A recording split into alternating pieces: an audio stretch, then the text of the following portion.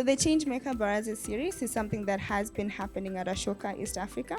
This is not the first time, this is the second iteration of it. And the idea was to do all of that, just bring in a group of people. We can discuss about issues, thematic areas that we've seen that not much conversation is being had on. So it started in 2022 as a follow-up to the Changemaker mapping that we did in Ashoka, East Africa. And the findings of that were validated by that Changemaker Baraza. But now we've gone into the second iteration, and I've continued on the conversations that we started. So we had thematic areas on, I believe, education. We had women and girls. We had agriculture. We even had one on D.E.I, which I think Freddie you're part of, if I'm not mistaken. Right. So this is just a continuation of that conversation.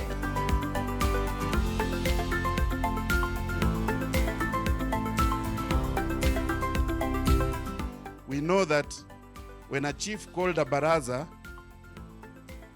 they used to ask, but what was the problem? And then someone would say, no, this was what was happening, but I think maybe this is the way you went wrong or something like that. And then a solution could be found after a number of people have postulated around an issue, and then they agree, truly, this is the best way to go around this particular challenge.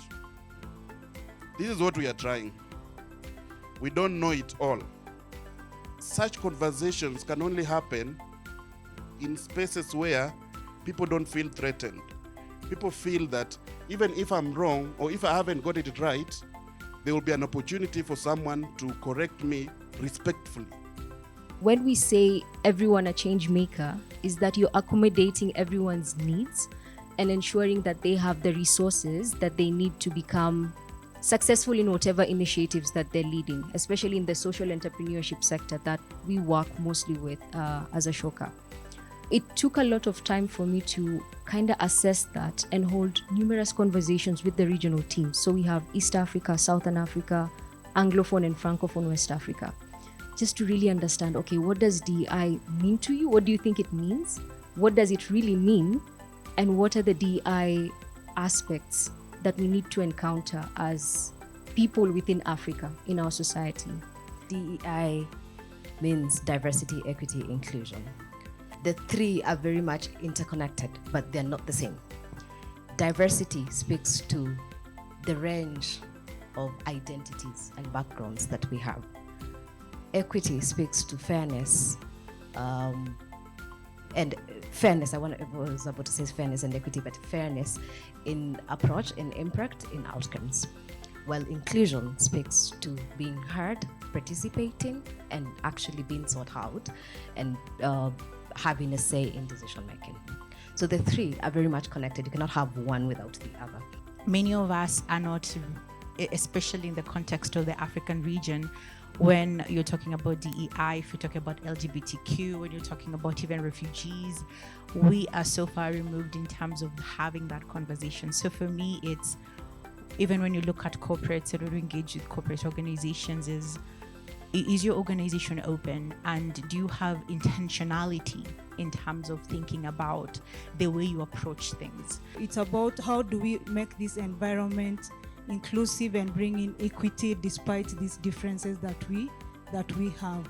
One of the key things as to why disability is missed, especially from a HR perspective, the lack of awareness. Not all our HR professionals within our organizations are aware.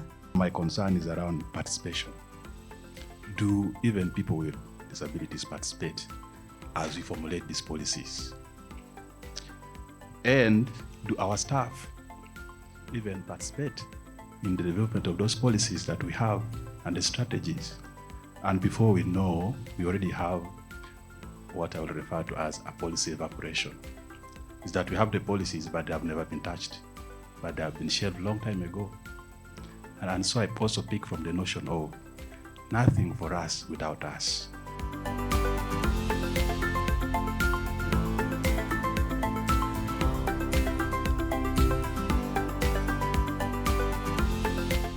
I I'm sitting here in being a change maker and calling upon everybody of us to be a change maker, and also sitting here to catalyze this discussion with the amazing panelists around the inclusion of persons with disabilities into employment. However much you have the skills and the knowledge, the first thing that people will see when they look at you is the disability, especially if you're seated on a wheelchair and it's so physical. You have to let people know what you're talking about, make it known, make it clear, yeah, make it real, and then make it stick. Yeah, it's not a one-stop conversation. It's a continuous conversation until people get it. So in terms of stories, so how do we tell the story? How is this story of this Baraza here going to be told to the world? Yeah, on various platforms. So we must continue to tell our story so that people can begin to, have interest and embrace and take a step for those who were not disability friendly, for lack of a better word. If the education system is able to build the individuals with the right competencies and skills, so that the organization, when it wants a worker, this person comes out top, then that will be a very critical role education will have played. But I suppose, and I'm not a nature practitioner here, that all processes that are led by human beings can be very subjective. You could get top marks for professional or academic qualification, and that's something that education contributes to. You could also get top marks for experience. But probably there is another level, maybe even at the engagement, the face-to-face engagement, you could still get top marks.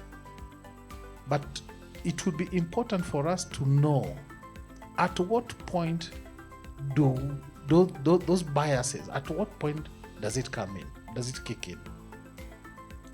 But education, good quality education, is about socialization. And if you have grown up knowing that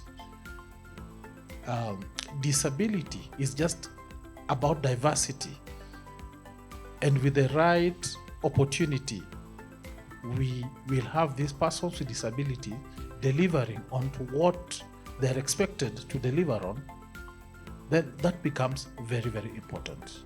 There is some sort of fear.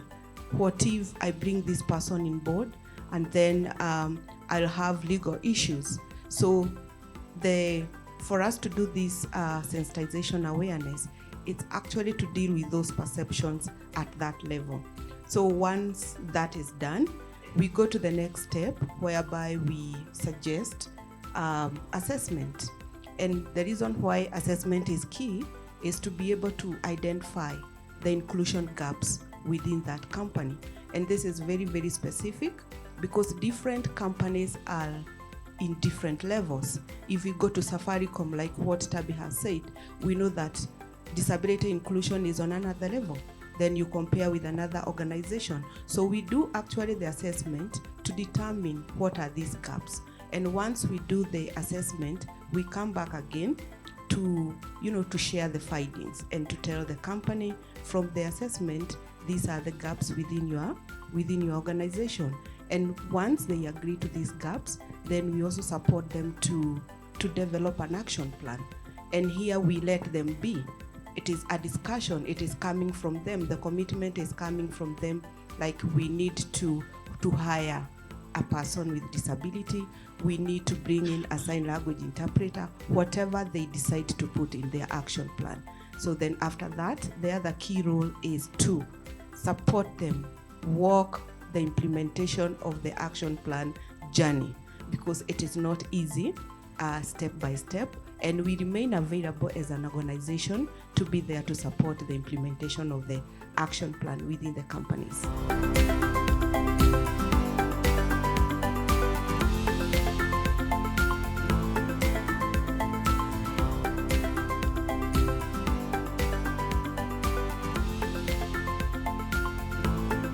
So I'm going on a fishing trip to find out how else can we accelerate the impact? How can we collaborate so that these nice things we are talking about can come to life? So that we stop making meetings upon meetings, but we move into action. In terms of collaboration, as is key.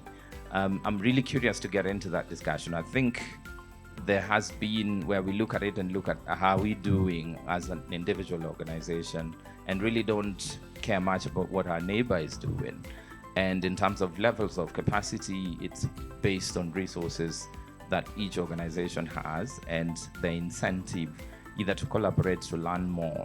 So that's for me, I feel is a bit of a barrier that we experience. So while we have success in collective impact on probably youth development and youth interventions, I would like to confess that we haven't, been as successful in collaboration around inclusion in disability at the workplace. When we talk about diversity, equity, inclusion, at times we add, as an institution, belonging. Is how do we create that sense that everybody who shows up is important? If you look more broadly, the collaboration question is collaboration in to do what? And how can we justify not collaborating? Because I think all too often collaboration is heard to be talk and goodwill rather than very practical ways in which we do things differently, because that adds value here, which makes it easier for that group to do that, which makes it easier there. That kind of process thinking. And this is where I would think the corporate understanding of logistics. How do you design a process that gives people the skills they need, connects the employer, brings them together, and supports both parties, right? At one level, that's almost a logistics thing, as I think Evans might recognize. And that's where having a collective like your Kenyan Business Disability Network has such potential. Because if they can bring the employers in and leverage their collective influence on that job market, then you can figure out where the collaboration is going to have the best impact. I wanted to share something about KBDN and the issue, Fred, that you've spoken about. This being about conversations and not confrontations. And we've had a very good exchange within the Kenya Business and Disability Network, whereby we in the disability sector are also learning about business awareness. And so that at the end of the day, we have a situation whereby a person with disability is then securing a job, not on the basis of disability, but on the basis of competence. The council was as a result of conversation like this many years ago by many disabled persons in the organization, some veterans, and graciously aging in their homes, celebrating the effort and the work they have put that Kenya will become one day an inclusive society.